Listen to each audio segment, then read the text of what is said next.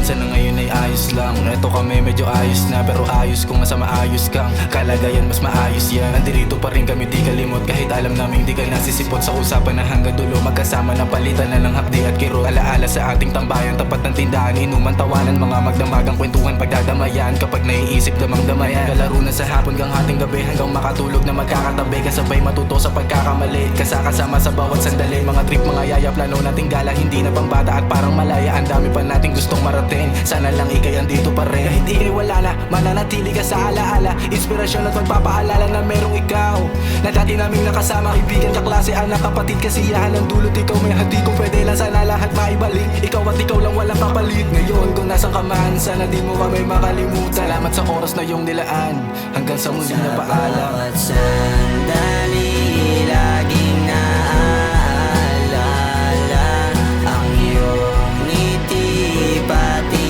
na mga tawa na mababalik ang ating pagsasama.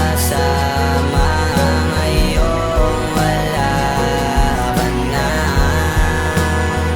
naaalala ko yung mga araw na laging nandito ka, nakakasama pa.